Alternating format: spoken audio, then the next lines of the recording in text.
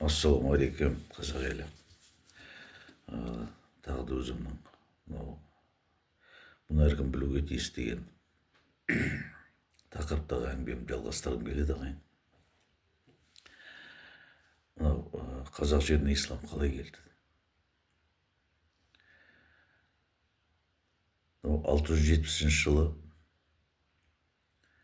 12 мың адам миссионер келді дейді, тарихи деректер бойынша. 670 жылы. Бұл 12 мың адам миссионер, бұлар жай келген жоқ. Бұлар барлау үшін келген адамдар ғой. 12 мың ба, басқа ма, кім біледі қанша екен. Мынау Дешті Қыпшақ даласы деген, Қыпшақ даласы, Дешті Қыпшақ дейді. Осының картасын бірінші түсірген осы арабтар екен. Басқа да карта бар, бірақ жаңағы арабтың жаңағы разведчиктері, тыңшылары ма, осылар жердің бәрін түгелін аралап жаңағыдай карта жасаған екен. Мұхаммед өзі көз тірісінде айтқан екен, бұл түркілерге бармаңдар, оларға барсаң да, айтсаң да көнбейді, олар қабылдамайды деп. Олардың түрлері де жаман, өздері де жаман деп айтты дейді. Ол енді Мұхаммедтің сол елінде жүргенде естіген шығар, бұл түркі халықтарының қандай екен. Соған осындай миссионерлер жіберді дейді. Оның ішінде Кусам ибн Аббас дейді миссионер. Ол бұрын Меккені басқарған дейді. Бұл жаңағы оғыздарға келді дейді. Бұл жай келген жоқ, бұл Самарқанд пен Мерв қаласын. Мауреннахр дейді, екі өзеннің ортасы, Амудария мен Сырдарияның ортасы. Осы жерлерге адамдар көп қызған ғой, жаулап алушылар. Осы Кусам ибн Аббас Самарқандты, Мервті басып отыр. 677 жылы өзі өлді дейді. 670 жыл жаңа миссионерлер келгенде, бұл әскермен келген, жай келген жоқ. Сосын жаңағы соғыста намаз оқып отырғанды деп айтады, енді сол жерде өлтіріп кетті оны деп. Оғыздар. Одан кейін мынау екінші бір қолбасшы Укаша ибн Михсан дейді. Ол да сол жылдар келген. Ол да сол намаз оқып отырған жерді оны да өлтірді дейді. Қараңыз. Жай келген адамды, қонақ келген адамды өлтірмейді ғой. Мына осындай жағдай. 705 жылы Кутейба дейді. Кутейба ибн Муслим, сосын Әбу Мұхаммед әл-Хаджаж дейді. Екеуі келді дейді, военный походпенен. 705 жылдан бастап 708 жылдар арасында мынау Кеш деген қаланы, 709 жылы Бұхара, Хорезм, Самарқанд дейді, 713 жыл Ташкент, Испиджабты алды дейді. Қараңыз.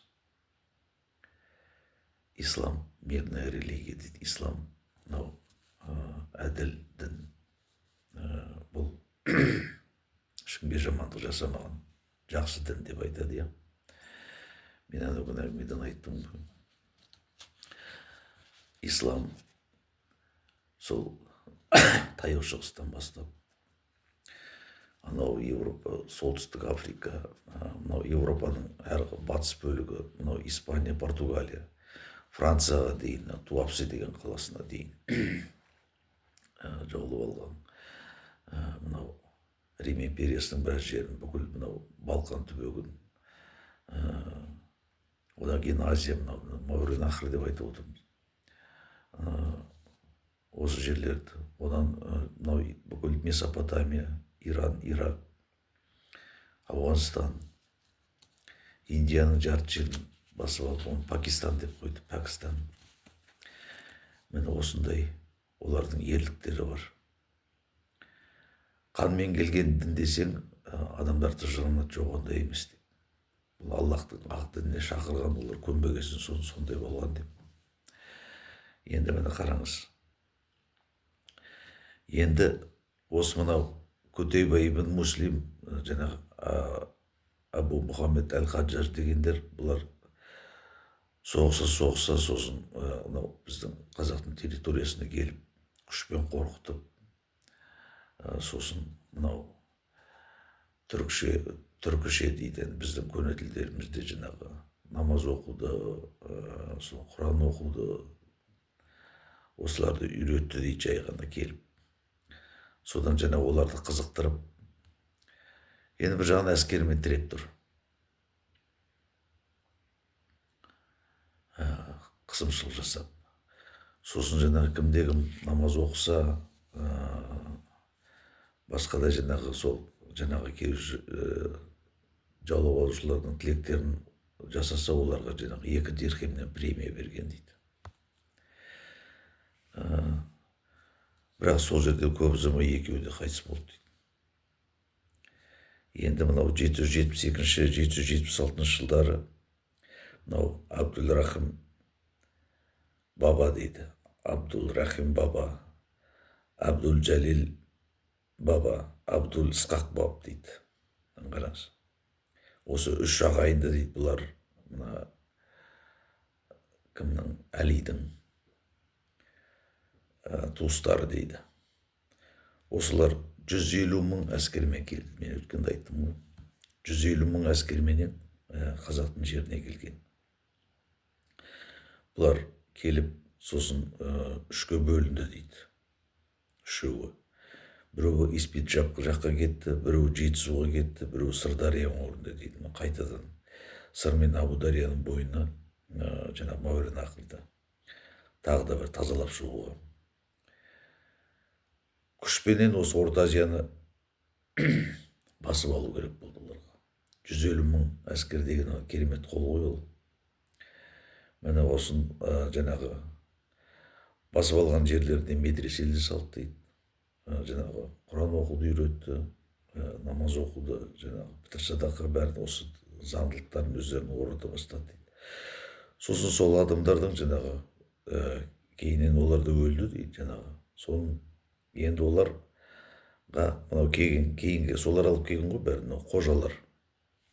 Қожаларды енді өткенде бір адам айтып жатыр, бұлардың бәрі, қожаның бәрі араб емес, бұлар жаңағы басқа арабтардың жаулап алған жерлеріндегі осы мынау парсылар ма, басқа ұлттар ма, олар бізге жақын, сосын сол бізге кішкене мынау түркілерге жақын болғансын, олардың тілдерін тезірек игереді деп, соларды алып келді деп.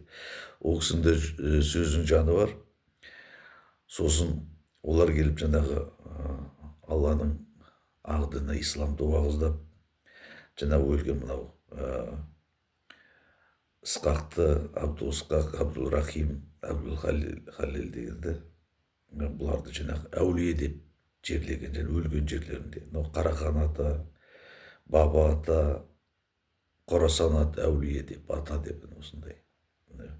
Олар бізге жау болып келіп, елді қырып жойып, лаңдатып, содан кейін оларды қазір олар бәленше баба, түгенше баба, бәлен әулие, түген әулие деп адамдар солардың бастарына барып, жаңағы мінәжат етеді. Осындай жағдай бар екен, айналайын ағайын. Енді мен өткенде айттым ғой, мынау Қорқыт ата туралы әңгіме айттым. Шет жағасын. Содан кейін мынау Мерв қаласы. Сол кезде замандарда Мерв деген қала өте үлкен қала болған екен. Жібек жолының бір веткасы болса керек. Және өте үлкен мәдениет орталығы болған екен ол қала. Сол қаланы осы мыналар тасталқан еткен екен. Жермен жексен қылған. Бірақ біраз ғимараттар сақталып қалған. Осы күнде мынау түркменнің ежелгі осы ескі Мерв деп жаңағы ютубтан іздеп көрсеңіздер болады. Оның жаңағы қалған тарихи мұралары. Бірақ өте үлкен керемет тамаша қала болса керек заманда. бірақ жаңағыдай талқандап кеткен екен. Неге осы Мервке бұлар өш болды? Сосын екінші мынау біздің Тараз деп айттым ғой мен. Ұлы Жібек жолының үлкен веткасы, үлкен бір темір жолдың бойы сияқты ғой енді. Былайша айтқанда сол Жібек жолы Қытайдан тартылған бүкіл керуендердің бәрі осы сол Тараздың Таластың бойымен өтеді екен. Тараз осы Талас өзеніне байланысты қойылған ғой атын Тараз деп. Осындай маңызды әңгімелер бар екен. Мына жаңағы Мавреннахрды несін айттым. Енді бұл осы екі қалаға мынау түркмендер жаңағы оғыздарға келіп сырдан былай қарай өтпеген. Жаңағы оғыздың жерін ойрандап кеткен. Сосын екінші мына Таразға келіп тиіскен. Неге деген сұрақ қойылады осы екі жерге әрі қарай бару. Өйткені әрі қарай баруға біріншіден үлкен күш керек болды. Егерде ол түркілер жаңағыдай бірігіп кетсе, қыпшақтар жағдай қиын болады шығар деп олар барлап, разведка бәрін жасап, картаға түсіріп, Дешті Қыпшақ деп жүрген сол арабтың жаңағы разведчиктардың жасаған істері. Бірақ сонда бұл жаңағы өздері сауатсыз халық деп айтты ғой енді. Оқу білім жоқ, олар қалай картаға түсіріп деген сұрақты туады. Оның несі бар екен, себебі бар екен. Оның басқа спонсоры бар екен үлкен. Сол жөнінде айтамын. Мынау содан кейін біздің көне Тараз. Жаңағы айтып отырмын ғой, бұл сол заманда жергілікті қарлұқтардың жерінде болған екен. Сол жерде 200 жыл бойы сол қарлұқтар басқарып тұрған орталығы Тараз болған. Енді қараңыз, мынау жаңағы келген үш ағайын үшеуі өлді ғой. Одан кейіннен тағы да шапқыншылық жасап, мынау Исмаил ибн Ахмет деген бар екен. Бұлар 893 жылы келіп Тараз қаласын қиратқан екен. 890 жылы түркі патшасының қаласы Таразды соғыспен басып алды дейді. Википедиядағы әңгіме жазылған документальный. Оның ішінде жаңағы арабтың тарихшы бірге жүрген, сол кезде жазып жүрген бір адам. Оның да данныйлар бар екен. Таразды соғыспен басып алды дейді. Түркі патшасының қаласы. Қараңыз. Түркі патшасының қаласы деп олар бағалаған екен. Таразды патшалықтың орталығы деп. Ол өте бай қала болған екен. Ортасынан жаңағы өзен ағады, Талас өзені. Бау-бақшаға өте бай. Жаңағы бүкіл қолөнер бұйымдарымен адамдар жаңағы сауда-саттық жасайды. Мына жақтан Қытайдан, мына жақтан жаңағы Бұхара, Хиуадан деген сияқты жан жақтан ағыл-тегіл сондай дамыған қала болған жаңағы соны келіп басып алды дейді. Әрі сауда-экономикалық орталық болған. Жібек жолында өте маңызы бар қала болған. Табари деген арабтың тарихшысы былай деп жазған екен дейді. Исмаил ибн Ахмет 893 жылы түркі қарлұқтардың қаласы Таразды басып алды. Патшаны және оның әйелін және 10 000 адамды тұтқынға алды дейді. Басып алу шарасында ол қорғанушылардың көбісін өлтірді дейді. Сонымен сансыз жылқылды малын айдап әкетті дейді. 10 000 адамды тұтқындалу деген ол емес қой. Қараңыз. Қарлұқтар дейді, Тараздың саяси бостандығын тек исламды қабылдау ақысына сақтап қалды дейді.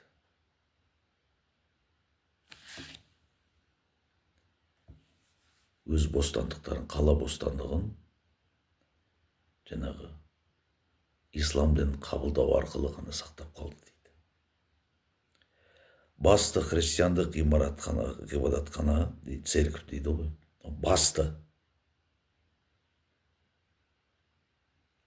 Басты христиандық ғибадатхана церковь мешітке айналдырды дейді. Үлкен церковьті, орталық деп айтады, орталық церковь. Мешітке айналдырды. Және қарлықтар саманиттерді басқа жауларынан қорғауды міндеттерін алды. Сөйтіп олар ауыр салықтан құтқарылды деп жазған екен. Міне осындай екен. Ал енді мына Таразда жаңағы орталық ғибадатхана дейді. Орталық Таразда. Енді мына жаңағы Мауреннахрда мынау Үргеніш ескі Мерв қаласы дейді. Ескі Мерв қаласында ол жерде де жаңағы кафедральный собор, христианский кафедральный собор деген болған үлкен. Ол жерде де Исаның шәкірттерін дайындап, Інжілді тарататын. Осында Исаның шәкірттерін таратады екен, жаңа жердің шетіне дейін жетіп айтыңдар деген Исаның өлген өсиеті бар, ол өсиет дейді. Соны қараңыздар. Исаның елшілері, олар Алла жолында соғыс емес, біреулерді өлтіру үшін емес, адамдарға Құдайдың ізгі хабарын жеткізу үшін жаяу жалпы сонау жердің шетіне дейін жеткен. Осының ішінде мынау Мұхаммедтің осы Құран кәрімде жазылған 19 Маида сүресі, мынау 3-ші сүре, 5-ші сүре, бұлардың барлығы мынау Інжілдегі осы Інжілдің біреуін жазушы жаңағы Лұқман әкім дейді ғой. Лұқман әкім осы Лұқманның жазған ізгі хабары бойынша жаңағыдай бұрмаланып жазылған әңгімелер. Мынау алғашында өткенде мен айттым ғой, Мұхаммедке жаңағы сен пайғамбар боласың деген, оның мынау бірінші Бахира деген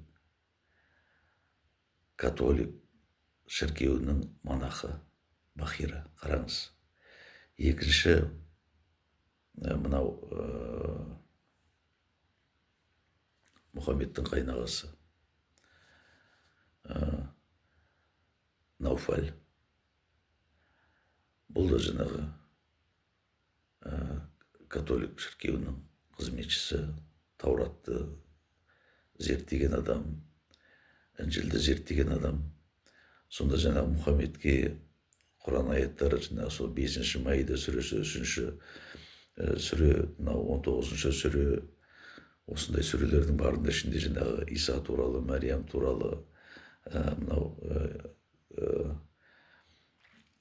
жаңағы кім деді, Мәриямның ата-бабаларының нелер туралы жазғанда, сосы Лұқаның жазбасы бойынша бұрмаланып жазылған.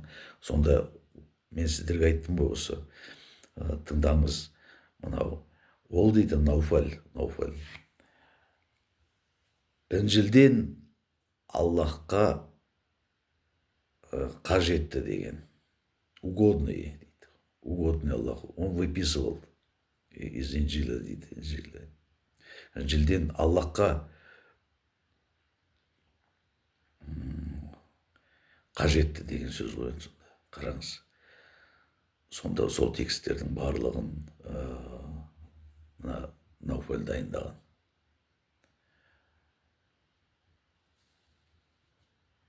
Әйтпесе ол жаңағы осыншама информацияны ол өзі білімсіз адам болса, жазусыз білмейтін болса, оның бәрін қалай сақтайды. Мен Мұхаммед білімсіз адам дегенге мен сенбеймін. Білімсіз адам сауда жасамайды. Білімсіз адам керуен тартпайды. Білімсіз адам анау Меккеден, анау Сирияға бұдан әрі бармайды. Сондықтан ол білімді адам, оны дайындаған, Хадишаны дайындаған. Мен сізге бір қызық әңгіме айтайын. Кім дайындаған? Ол жөнінде мен бір үлкен маңызды материалды беремін. Оны өзіңіз жаңағы ютубтан тауып алып тыңдайсыз, жағаңыз ұсайсыз, не нәрсе екен. Сондықтан бұл ислам дініне Рим папасы дейді, католиктердің басшысы. Ол өзін бағана кеше айттым ғой, анау Құран кәрімде жер бетінде Алла айтты дейді, мен жер бетінде өзіме бір орынбасарымды жаратамын деп. Рим католик қауымының басшысы, папалары өздерін үлкен титул жасап алған. Бұлар жаңағы Құдайдың жер бетіндегі елшісімін деп әрбір папа айтады. Міне осындай жағдай ағайын. Естімеген елде көп дейді, сіз оны білмейсіз.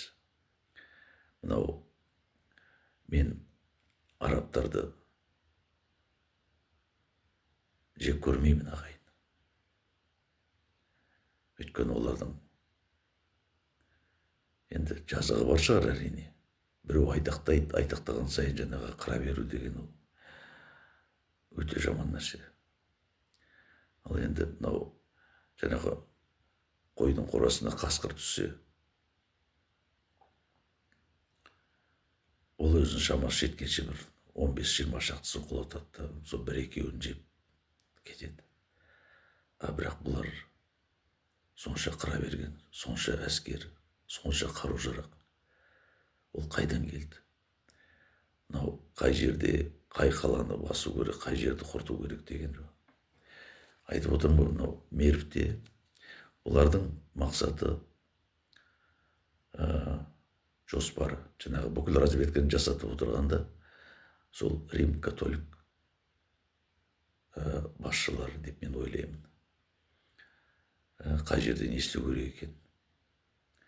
Өйткені мынау сол таяу шығыстан бастап Исаның шәкірттері жердің шетіне дейін жетті. Мынау Сирияда Исаның ең үлкен қауымдары болды. Мынау Антиохия деген қала, Сирияның Антахия деген өзі бірнеше қала бар. Антиохия деген. Соның ішіндегі біреу осы мынау Сириядағы қала. Сол қаладан Исаның елшілері жердің шетіне дейін жеткен. Осы Исаның ізгі хабарынан жерді таратып, адамдарға Иса туралы, Құдайдың рақымы туралы жеткізген. Міне осыны жек көретін, осындай жаңағы Исаның мәсіхшіл қауымдарды жоқ қылу үшін біреу жоспар жасаған. Айтып отырмын ғой, адаммен қарым-қатынас жасайтын адам баласын Құдайдан азғыратын шайтан, жаңа айттым ғой бағана. Сол шайтан, мен Құдай сендерге уәдесін береді, бірақ мен де уәде бердім, сендерді алдадым. Бірақ мен сендерді жай ғана шақырдым. Мен шақырғаныма сендер ілесіп кеттіңдер деп. Мына қараңыз, бұл дүниеде әділетсіздік жоқ екен, сіз сезесіз ғой жүрегіңізде. Осы неге әділетсіздік бар осы деген сұрақ әркімнің жүрегін кейде ауыртады ғой кейбір жағдайларда. Осы дүниені сол бір зұлым күш билеп тұр ағайын. Зұлым күш. Сол зұлым күшті құртатын ертең келетін Иса. Осылайша мынау Тараз қаласында Исаның үлкен қауымы болған. Жаңағы мен қазақпын, мен қазақтың ішінде мен мұсылманмын, мен мұсылман болып тудым, мұсылман болып өлемін деп кейбіреулер ант су ішеді. Өзінің ата бабасының кім екенін білмейді, білгісі де келмейді. Алланың ақ жолында жүрмін дейді. Қыпшақ, кешегі дешті Қыпшақ дейді ғой. Бұл жерде Исаның ізгі хабары таралып, олар жаңа христиан болған ағайын. Мен де оны білгем жоқтым. Бірақ тарихты зерттей келе осыған көзім жетті. Жаңағы Таразда, не үшін олар құртты Таразда? Таразда үлкен Исаның қауымы болған. Осы қауымда да жаңағы Исаның шәкірттерін тәрбиелеп, осы ізгі хабаршыларды жердің түкпір-түкпіріне жіберіп отырған. Бүкіл қазір осы Қазақстан территориясында, мынау біздің Алматыда, Алматы облысында Талғар қаласында үлкен қауым болған. қояндық деген жер болған екен. Ол жерде жаңағы Қытай мен осы мынау кіші Малый Түркістан деймін, сол жерлерде Қашқарға қарай үлкен қауымдар болған. Сосын бұл осындай екен. Сосын жаңағы Мерв қаласында, мынау Түркістанның, Түркменстанның қазіргі жаңағы біздің Қорқыт атамыздың алысып шамасы келмей қобызын сарнатып зарлатып күй қалдырған осы мынау исламнан келген нәубет осыны білдіреді екен ағайын. Көңіліңізге алмаңыз, нәубет деп айтқаным. Енді одан кейін осылайша қазақ жеріне, мынау әрі қарай Алтайдан әрі қарай шығысқа, мынау Байкалдың төменгі жағасындағы Найман деген мемлекет болған. Найман мемлекеті, Керейін мемлекеті болған, хандығы. Осы хандықтар Исаны қабылдаған, бұлар христиан болған. Оны кеше Қытайдың жазбалары көрсетті, ол тарихтан. Шыңғыс ханға дейін барған, Моңғолдың жерінде дейін. Одан әрі өтіп Қытайға, мынау Кореяға, Японияға дейін барған екен, қараңыз ба. Сириядан жаңағы Антиохия қаласының мәсіхшілері, мәсіхтің Исаның соңынан ерген шәкірттері осылай қолына қару емес, таяқ ұстап, Інжілді қолына алып, осыны халыққа Құдайдың рақымын, Құдайдың сөзін, Құдайдың сүйіспеншілігін жеткіземіз деп, жаяу, жалпылап, әскермен емес, Құдайдың рухының жетелеуіменен осындай қызмет істеген. Солардың арқасында Иса туралы ізгі хабар жер-жердің барлығына таралған. Енді мынау бірінші қазақ жерінде, Алтын Ордада ислам дінін, қараңыз, мынау мемлекеттік дін жасаған Өзбек хан туралы мағлұмат бар. Шыңғыс хан қанша шапса да, қай халықтың болсын мәдениетіне, өркениетіне, бұл қалаларды қиратқан, әрине бағынбадым деп. Біздің мынау Отырар деген ең бай қаламыз болған. Отырар деген. Бұның тарихы, бұнда өте бай кітапхана болған, ең бастысы. Ата-бабаларымыздың тарихында осыны жоқ қылып жіберген. Мына адамның ішін күйдіретін нәрсе. Мына осындай. Бірақ жаңағы сенің мәдениетіңе, сенің дініңе, сеніміңе, басқаға араласпаған, осындай саясат ұстанған адам. Ал енді соның ұрпағы дейді, мына Өзбек хан Қазақстанда, жаңағы Алтын Ордада қазақтың діні ислам деп заңменен бекіткен. Енді осы Өзбек хан туралы бір кішкене мағлұмат айтайын. Бұл Өзбек хан, мына жаңа айтып отырған Мерв дейді, үргеніш. Үргеніштен келеді. Қасында жендеттері бар. Келгенде бұл жаңағы орданың ханы, Тоқты хан. Сол қайтыс болады да, соған көңіл айтқан болып, 1313 жылы ордаға келеді. Ордаға кіріп, мынау қасында Құтлық Темір дейді. Үргеніште келіп, көңіл айту мақсатымен келген болып, туыстарын Иқсар мен Қадақты өлтіреді дейді. Ең жақын туыстарын. Иқсар мен Қадақты. Олар бақталас емес шығар. Оның орнына басқасы, баласы ма біреу болу керек еді. Мына осы ордада жаңағы адамдарды өлтіріп, барлық туыстарын бәрін қырып салып, өзін Алтын Орданың ханымын деп өзін өзі сыйлайды. Міне осындай. Енді жаңағы Үргеніште айтып отырмын ғой, мынау көне Үргеніш деген қала болған. Мынау нені жаңағы айтып отырған көне Мерв қаласын бір кезде атағы жаңағы Антахия деп аталған екен. Антахия деп аталу себебі бұл мынау жаңағы айтып отырмын ғой, Сириядағы Антиохия қаласындағы иса мәсіхшілердің келіп осы қалада жаңағы сол антахиялық қауымның бөлімін орнатқан. Одан кейін Түркменстанға тіреліп тұрған мынау жаңағы көне Үргеніш деп айттық қой. Үргеніш деген қаладан жанында мынау Қарақалпақстан республикасы бар. Қарақалпақстан Өзбекстанға қарайтын. Осы Қарақалпақстанның бір қаласы, ол да Антахия деп аталған екен. Ол жерде жаңағы мен ойлаймын, бұл жерде Исаның қауымы болған. Антахия деген. Міне осындай жағдайға сол Исаның қауымдарын талқандау үшін жаңағы сол Үргенішті де, мына Мервті де, мына жақтан Таразды. Өйткені бұлардың маңыздары өте керемет күшті болған. Бұларда жаңағы кафедральный собор дейді, арнаулы. Жаңағы сол Исаның шәкірттерін дайындау ізгі хабарды. Осындай орындар болғасын, олар жаңағы талқандаған. Исаның қауымы емес, бұл жерде исламның халифаты болады деген. Міне осындай мақсатпенен біреулер жаңа Өзбекханды жібереді. Бұл Үргеніштен келеді дейді. Үргеніш деген жаңағы Оғыздың жері. Осыдан келіп бұл Иқсар мен Қадақты өлтіріп, алтындардың билігін тартып алады дейді. Хан тағына отырған соң ордада исламды мемлекеттік дін деп жариялайды. Және 8 жыл бойы арқада Дешті Қыпшақ жерінде тұрды дейді. 8 жыл бойы.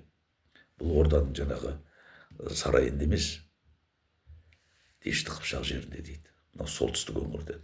Осы жердің ауасы жақсы, табиғаты жақсы көрем деген сылтауменен сол жерде өзінің жасақтарыменен сол жерде жүрді дейді.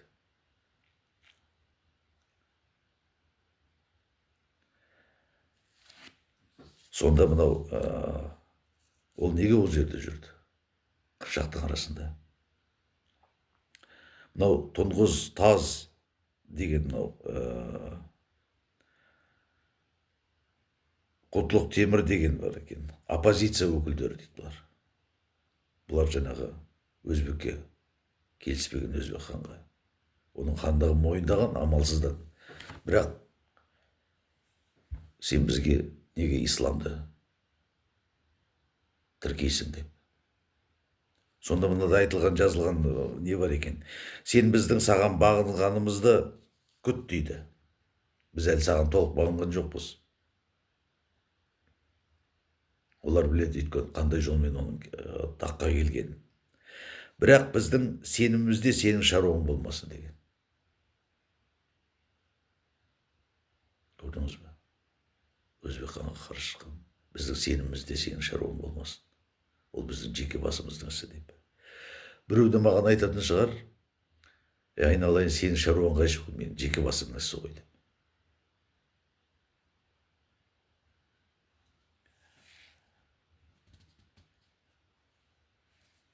Олар айтады дейді, қалайша біз заңды дейді, заңды. Оларда заң болған ғой. Және Шыңғыс ханның жарлығын тастаймыз дейді. Сенің үлкен атаңның жарлығын қалайша тастаймыз? Бізде заң бар дейді. Қалайша біз арабтардың қабылдауымыз керек дейді. Деп талап қойды дейді. Өзбек ханға бірнеше мәрте қастандық ұйымдастырған екен, өлтірмек болып. Енді ең бір қызығы, ағайын, мен сізге айтайын, ең бір қызығы мынаны қараңыз. 1338 жылы дейді.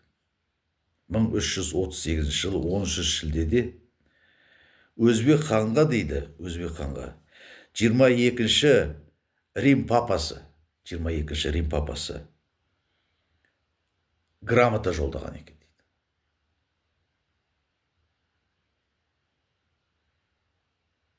Рим папасы.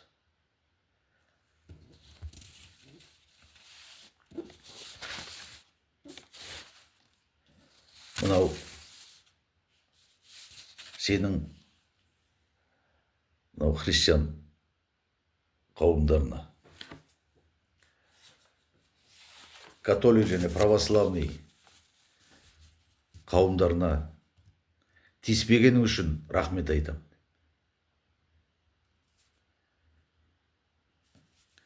Өзбек ханның магометандық мақсаттары христиандыққа қатысты өзін либералды ұстауы кедергі болмады дейді.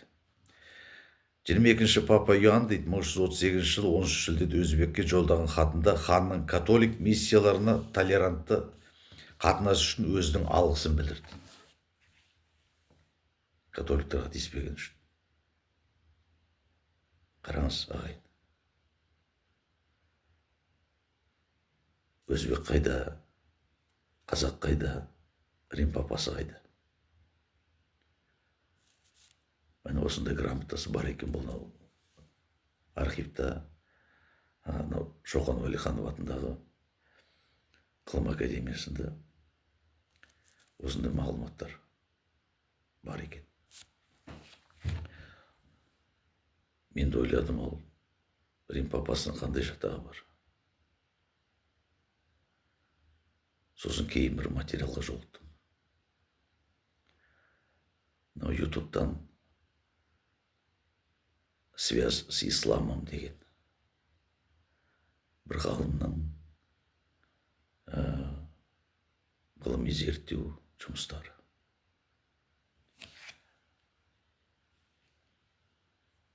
Ол айтады, ислам қалай пайда болды? Оны кім жасады, исламды?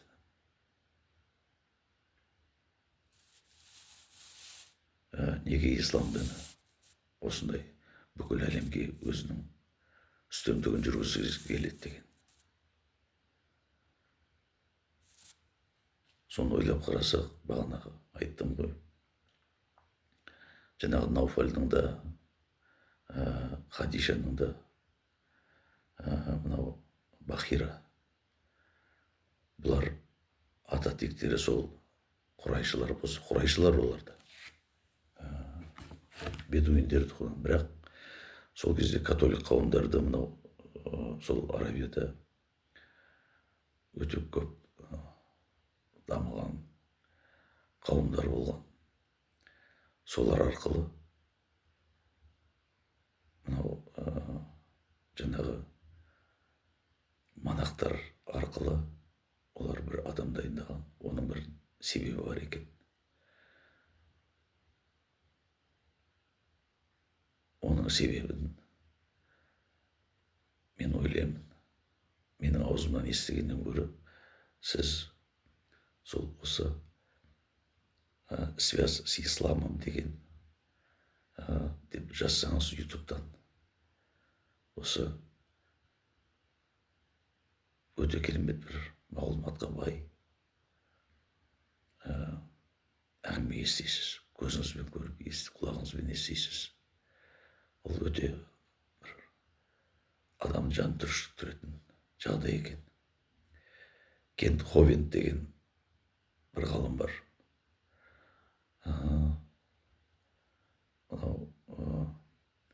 Пророк пайғамбар деген кітап жазған екен. Ол сосын тағы бір адам Ватиканның ішінде. Ватикан деген өз алдына бөлек қала, мемлекет той. Бірақ бүкіл әлемге өзінің әсері өте керемет екен. Мынау мен осы қазақ өнерінде жүрген бір азаматты өте қатты жақсы көретін едім. Қазір де сыйлаймын, әрине. Бекболат Тілеуханов деген азамат. Үлкен өнер иесі. Ол енді бір ерекше дарынға ие адам. Енді ол сахнаға шығады, шықпайды, елге келеді, елде болады, білмеймін. Мен ол кісіні сөкпеймін. Енді сол кісінің бір интервью бар ютубта. Бір бәленшегім деп бір сұрағанда бір интервью барсын, енді оны бәріңізді көрген шығарсыздар. Бірақ екінші сол жаңағы мынау бір өкініп айтқан бір әңгімесі бар екен. мен анау бір әншіні мынау салафиттерге ма вахабиттерге ма біреуге салып бердім деп. Оны айтып отырғаным, мен мынау 90-шы жылдар 90-шы жылдардың аяқ кезінде мынау Қарасу деген поселок Іле ауданында Алматының. Сол жерде бір мешіт ашылды. Содан көп ұзамай жаңағы мешітте шу шықты. Ақыр аяғында естідік, телевизорда көріп қалдық, шет жағасын сол жерде жаңағы бір лаңдарды ұстап, КНБ бар, ОМОН бар деген сияқты. Осындай сол жерде соқталдай жігіттерді, керемет әлді жігіттерді жаңағы подвалға, сол мешіттің, мен ойлаған мешіт сондай үлкен емес, шынында да үлкен екен, оның астын подвалда керемет екен бір. Әдейі арнап салған, соның ішінде жаңағы жентеттерді дайындайтын, террористерді дайындайтын орталық ашып жүріп сол кезде. 90-шы жылдар, 90 аныққа екен. Соған жаңағы Бекболат Тілеухановтың да қатысы бар екен. Сол айтты, сол бір әншіні, керемет өнер адамы, мен соған сол ағымдағы жүрген адамдарға салып бердім. Сөйтіп, сол адамды құртып алдым. Бүкіл консерваторияны салып бердім деді ағайын. Бекболаттың жаңағы интервью дегенді қарасаңыз, соның өзіңіз шет жағасын түсінесіз. Мен Қарасуға бармауым керек еді, сол күні Қарасуға сұйық май апармауым керек еді. Қарасуға ақша апармауым керек еді. Олардың алдында бүкіл консерваторияны салып бермеуім керек еді. Өкінетін әңгімесі бар. Ол өкінетіндей жағдай, өте өкінетін жағдай. Міне әлгі бірдің кесірі мыңға тиеді деген. Міне осындай жағдай болды.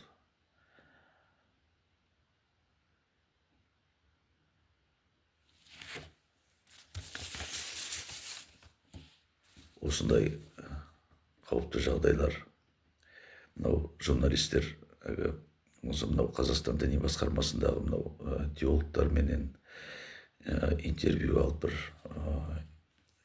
сұрағанда солар айтып ататын жаңағы. Біздің биылғы жыл әйтеуір тыныш өтті, ешқандай не жоқ, қорқыныш жоқ, қауіп жоқ деген сияқты сол. Сонда біз өз-өзімізден қуыстанып жаңағы осы ислам дінінен өзіміздің шошитынымызды және сол діни басқармасының басында жаңағы мынау дінге қатысы жоқ, бірақ дінді бақылаушы органдар отырады деген әңгімелерді айтып болады. Енді айтайын дегенім мынандай ағайын, мынау бізде осы жер жүзіне қазақ халқын танытайын деп, мынау біздің бабалар ізімен деген тақырыппенен біздің Ысқақов деген ағам, Сапар Ысқақов қой. Осы кісі жер жүзін аралады. Жер жүзін аралап жүріп, қаншама материалдар ол кісі жинақтады. Ол кісі ғалым адам, біледі. Енді ол кісінің еңбегі өте зор. Бүкіл әлемге қазақты танытқысы келеді. Қазақтың тарихын толықтырғысы келеді осындай материалдарменен. Анау Кореяға да, Японияға да барып, анау Америкадағы барып, барлық жерден бабалардың ізін ол кісі бәрін зерттеп барып қайтты. Енді мен бір әңгіме айтайын. Мынау бір жылдары маған бір туысқаным бір кітап әкеп берді. Ойбай, мынау сіздердің бабаларыңыз қандай адам болғаны деп бір үлкен қара кітап әкеп берді. Сосын жаңағы кітапты алсам, ашып, Төре бітігі деген кітап екен. Төре бітігі. Оның ішін ашсам, ішінде мынау қазақ армян сөздігі, судебнигі деп жазылған. Судебник. Кипчакско-армянский. Кипчакский француз. Қай тілде? Ошон бірнеше тілде жазылған Төле бітігі деген кітап екен. Ол кітапты мен жоғалтып алдым. Бірақ интернетте бар екен. Судебник. Сол судебник мынау Қыпшақ халқының дейді. Сол кезде мынау Ұлы Жібек жолы дейді, бұл өте маңызды нәрсе. Сондықтан сол Ұлы Жібек бойында барлық жаңағы дешті қыпшақтардың ықпалы өте күшті болғанда, сосын басқа халықтарда қыпшақ тілін зерттеген екен. Сол мынау сопроводительный документ сияқты бүкіл жазатындай қыпшақ тілінде жазылған екен. Сол армян қыпшақ судебнигі бітігі деген мынау жаңа айтып отырмыз ғой, мынау біз Мұсаға Тауратты бердік. Оның ізінше оны бекітуші, әлі растаушы Исаны жібердік, оған Інжілді бердік деп. Осы мынау Таурат заңы бойынша және Інжіл бойынша қыпшақтардың заңы болған екен, ағайын. Мынау айтады ғой, менің бабаларым мұсылман болған деп жастар мойындамайды. Менің бабаларым мұсылман болған. Мен айтам, кеше анау сонау Алтайдың әр жағынан кейін осылы келіп мынау қазақ болып қазақтың қол астына кірген қыпшақтың Найман, Керей тайпалар, олар христиан болған ғой. Менің бабаларым да христиан болған деп мен айтамын. Міне осы сол деректі жаңағы Өзбек хан деген сол солтүстікте жаңағыдай солтүстік өңірлерді жүріп алды дейді. Оңтүстікте жаңағы Тараздан қожаларды жіберіп жан-жақтан солар арқылы күштеп, қорқытып, исламды жай-жайдан кіргізе бастады. Қазақтың жазу сызуын Өзбек хан тоқтатып, барлығын арабшаға ауыстырды. Қараңыз, қандай ықпал. Бірақ халық айтқан сол кезде, біздің сенімізде сенің не шаруаң бар? Бізде заң бар деген. Біздің қолымызда заң бар. Құдайдың заңы, Таурат. Ағайын. Дешті қыпшақтың ішінде бірнеше ру тайпалар бар. Жалпылама айтқанда дешті қыпшақ дейді, қыпшақ елі деп, даласы деп айтқан. Сонда олардың барлығы да христиан дінінде болған, Исаны қабылдаған.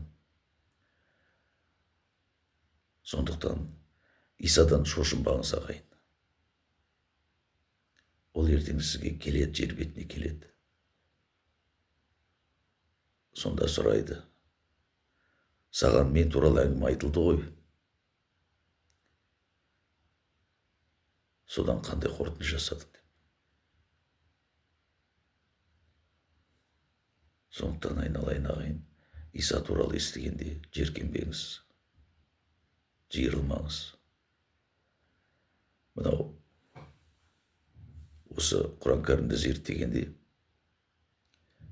осы Құран кәрімде айтылған осы мынау Таурат жөнінде, жаңа кешегі немде айттым ғой,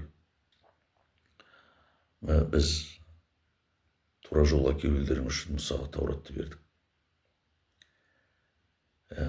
Ізінше Исаны жібердік, ол Иса бекітті, оған жаңағы Інжілді бердік деген. Іздеп ізденген адам табады, іздеп мен де Тауратты таптым.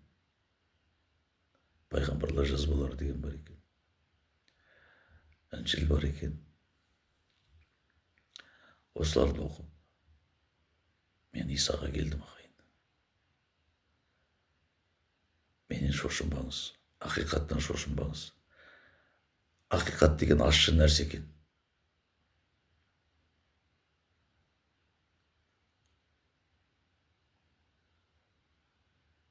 Осы уақытқа дейін менен көп адамдар шошынады.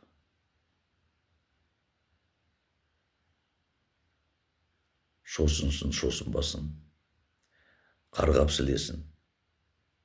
Бірақ мен осыны айтамын. Өйткені ол ақиқат. Ертең бәріміз де соның алдында тұрамыз. мен Исаны қабылдаған адаммын.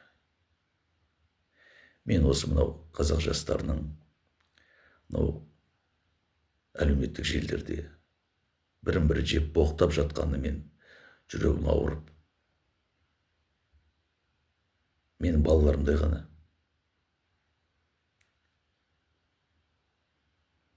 осындай қырғын болмасыншы. Адам түсінсінші, адамдар кішкене ойлансыншы, осыны естісінші. Олар естіген жоқ бұл әңгімені. Иса туралы мешіттерде айтпайды.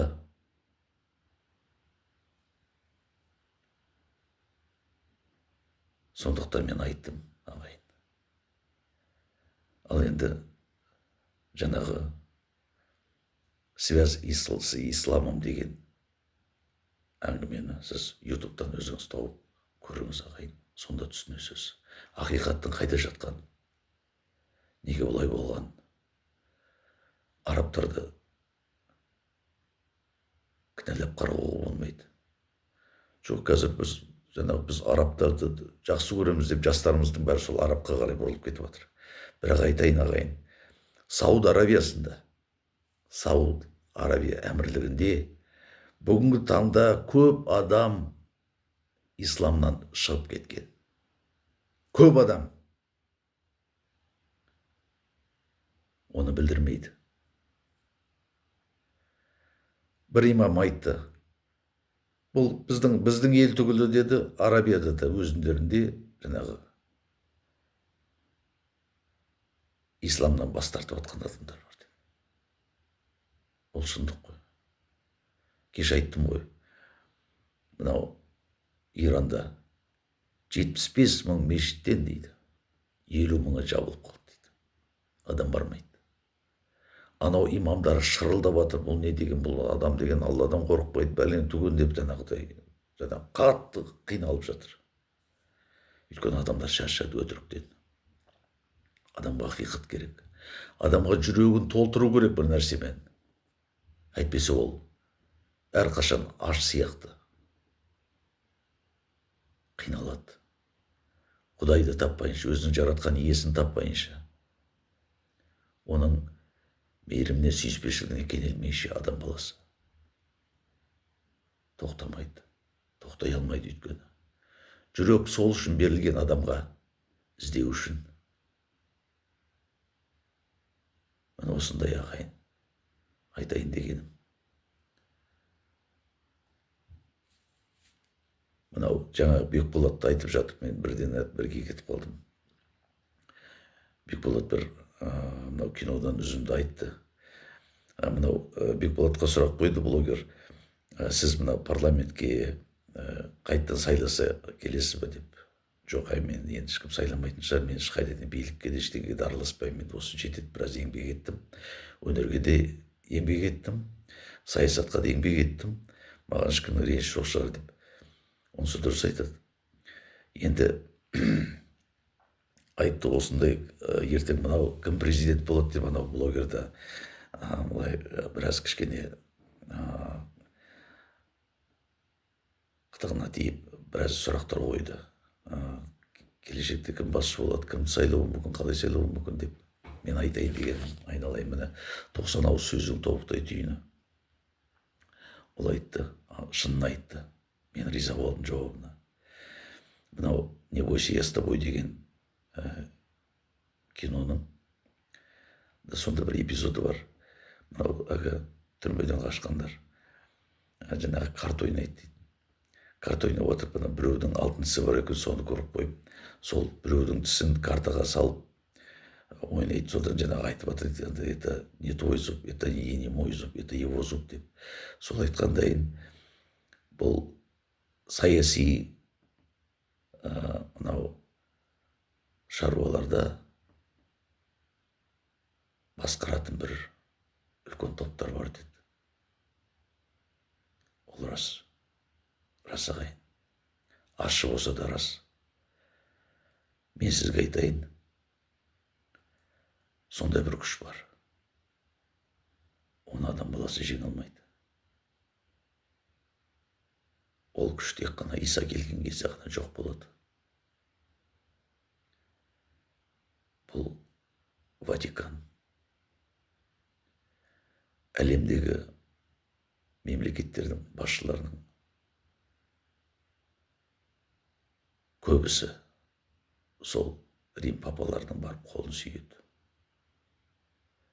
Өйткені ол сол тағайындайды солар. Рим папасы Ватикан. Исламға қандай қатысы бар дейсіз? Мынау Малайзияда ма бір жерде бір үлкен мешіт салынған екен.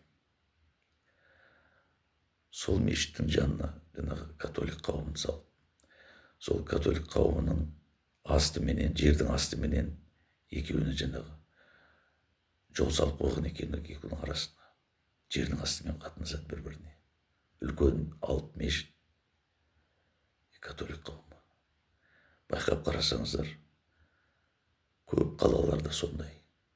Қай жерде үлкен мешіт бар, соның қасында католик қауымы тұрады. Церковь. Міне осындай екен. Бұл Рим папасы деген ерте бағзы замандардан өзін Құдайдың жер бетіндегі орынбасарымын деп тағайындаған бұл үлкен, өте қиын, жұмбақ адам баласы үшін Исаның атын жамылып, осындай жұмыспен айналысады. Әрине мен бұл католик қауымдағы адамдардың жамандап, олардан түршіктіру деген емес. Католик қауымында болсын, православие қауымында болсын, олардың ішінде өте жақсы адамдар көп. Жақсы адамдар көп. Шын жүрегімен Құдайды іздейтін адамдар бар. Шын жүрегімен. Бірақ католик қауымның басында отырған Рим Ватикан деген бұл өте сұрқия мекеме. Оны связь с исламом деген Вальтер Вайс деген адам ғалым, сол кісінің лекциясын, осы ғылыми зерттеу жұмысын тыңдасаңыз, оған көзіңіз жетеді. Жер бетінде неге әділеттік жоқ? Өйткені осындай үлкен ұйым басқарып отыр бәрін.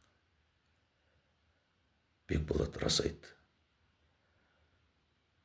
Бұл мемлекет басына адамдарды, билік адамдарын, мынау Қытай, Ресей, Америка осында отырған біреулер тағайындайды деді. Мен саясаттан аулақпын ағайын. Бірақ мен естігенімді айтып отырмын. Оның шет жағасын өздеріңізді көрге шығарыздар. Бірақ осындай нәрсе. Сол связь с исламом дегенді міндетті түрде көріңіз. Көріңіз ағайын. Өйткені ақиқатты білгеніңіз өте дұрыс. Мен тегін айтқам жоқ. Мұны әркім білуге тиіс. Білмеген оғыш еді деп. Бүгінгі күнде Құдайдың атын жамылып, адам баласын Құдайдан алшақтатудың амалын жасап жүрген осындай үлкен ықпалды жүйе бар екен. Соны білсін деп айтып отырмын. Осы ағайын алда тағы да мүмкін. Егер де мынау осы жазған еңбектеріме комментарий жазып, біреулер сұрақ қойса, мүмкін тағы да сол сұрақтар бойынша өзімнің білгеніммен бөлісуге мен дайынмын. Алтын уақытыңызды бөліп тыңдағаныңыз үшін рахметімді айтамын. Ағайын, білгеніңіз дұрыс. Сіз білуге тиіссіз. Мұны әркім білуге тиіс. Көп рахмет. Ал енді басқадай тіл тигізіп, боқтап бұрайтындарға мен ренжімеймін. Оны өздері біледі. Әркім өз шешім қабылдайды ағайын. Мен сізді бір жерге сүйреп апарайын деп отырғам жоқ. Мен аштым, картаны алдыңызға былай жайып салдым.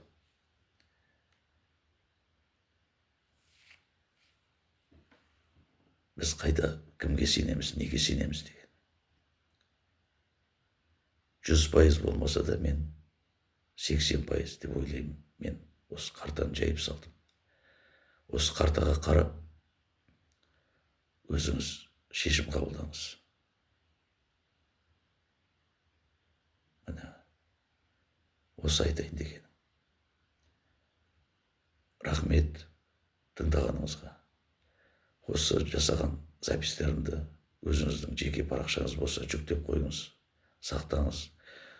Достарыңызбен, жақындарыңызбен бөлісіңіз. Бұл сіздерді бір уағызда бір жерге сүйреп апару үшін емес. Бірақ менікі айту міндет. Мен осыны айттым ағайын. Ащы болса да. Өйткені ақиқат ащы. Тәтті өтіріктен ащы шындық жақсы дейді. Рахмет сіздерге. Құдай жарылқасын.